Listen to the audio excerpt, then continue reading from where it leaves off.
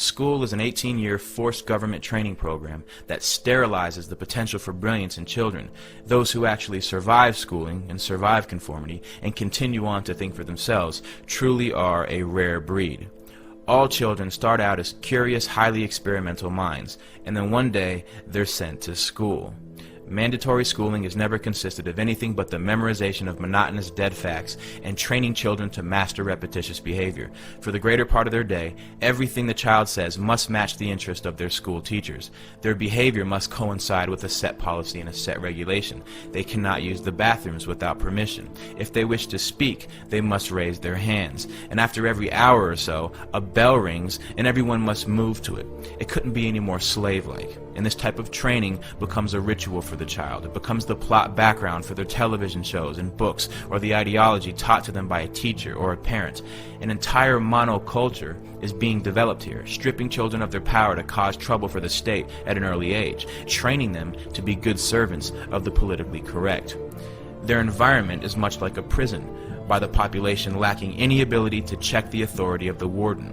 The process becomes a matter of rubber stamping. They have no control over their entire lives, which is directly related to youth violence, because the only control they have is between each other.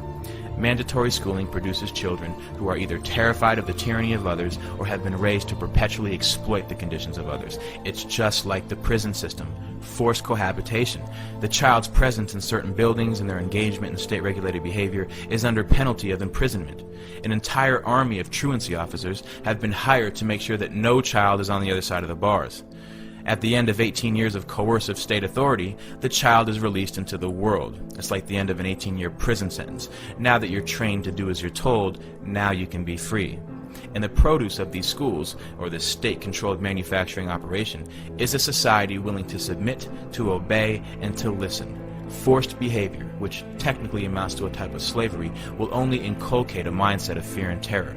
You need to be somewhere at a set time, either at the orders of an authority or a bell. Everyone in one mass shifts to another position or another place to engage in a new activity. They're trained to not only follow instruction, but they're also trained to follow a certain behavior.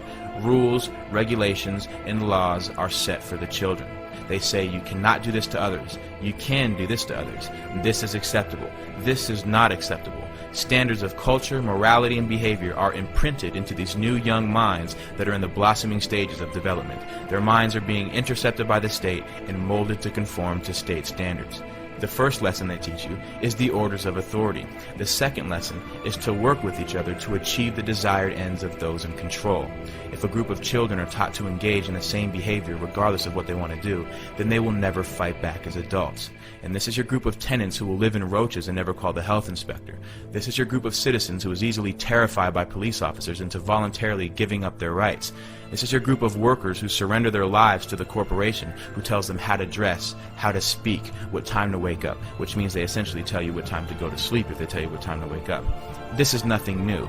These are the fruits of mandatory schooling. If we look into the roots of 19th century industrialism, the Civil War demonstrated to industrialists and financiers how a standardized population trained to follow orders without significant thought could be made to function as a money tree.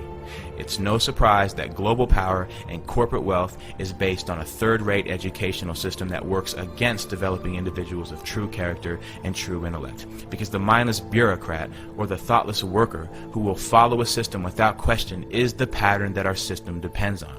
And this is what school produces. The system is not designed to educate the public, which is why federal and state bureaucracies call the shots, not the parents, not the local school boards.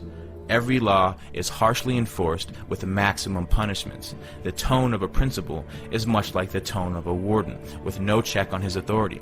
They will always have a way of using coercive ability to enforce a standard on the population. Strict punishment awaits any kid who disobeys this ruling force, and there is no doubt that an active student body reflects positively on school administrators. It's like factory floor men. They're fulfilling their quotas to the inspecting superintendent of the local school district.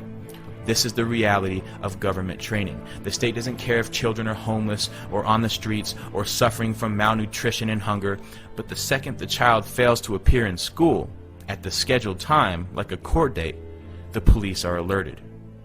Until we abolish mandatory schooling, your child will be brought up as a slave so that he can accept becoming a slave later in life in adulthood.